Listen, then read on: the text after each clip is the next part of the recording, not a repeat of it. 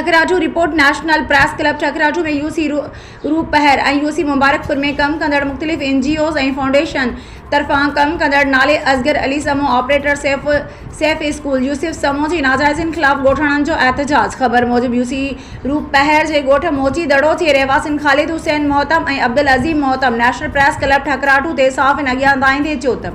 UC रूप पहर ऐं यूसी मुबारकपुर में NGOs तरफां मुक़रर प्राइवेट एजेंट असगर अली समूह जेको सैफ तरफां खुलियल स्कूल यूसुफ समूह जो ऑपरेटर भी आहे। ग़रीब ऐं अबोज माण्हुनि खे फसाए नलका मोटर ऐं टैंकीअ जो आसरो ॾेई केतिरनि ई माण्हुनि खां 4000 खां 5000 रिश्वत वठी कमु करण जो आसरो ॾेई कमु कोन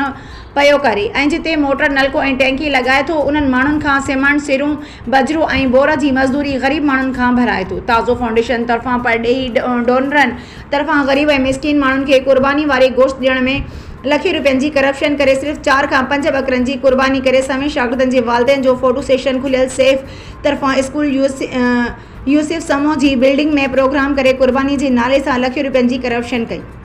जंहिं लाइ Qazi Kabir MD Saif Sindh commissioner Sukkur DC Sukkur assistant commissioner Pano Aqil खां मुतालबो कयो त सैफ तरफां खुलियल स्कूल यूसुफ समूह में ऑपरेटर असगर अली समूह जे स्कूल में गैर कानूनी सरगर्मियुनि ऐं NGOs ऐं परॾेही डोनरनि तरफां मिलियल फंडनि जी घोॿियुनि जी जांच कराए इंक्वायरी कराई वञे। 3 साल थी विया आहिनि या 2 साल थी विया आहिनि नलके जी स्कीम शुरू थी आहे। स्कीम शुरू थी आहे दिल्ली में मंठार मां वियो आहे आज मंठार दिलवश इन ॿिन्हिनि मां वियो आहे त ॿिन्हिनि खे 3-4 चकर मां चयो आहे। वरी ईद राति बि चयो आहे बाबा मां हणी वियो शुफारत आहे उते कमु हले थो पियो शुमर शही ते वञ उते कमु हले थो पियो छा त शुफारत आहे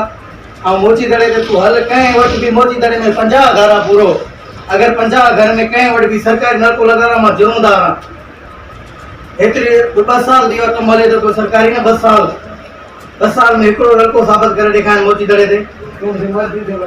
मोटी मां हाणे मिंथुनि सां मिटी हणाई आहे। गुलामाबाद जे छोकिरो न आहे उन्होंने मिंथुनि सां मोटी हणाई आहे जंहिंमें सिला मां पाण वरितियूं आहिनि ऐं बजरो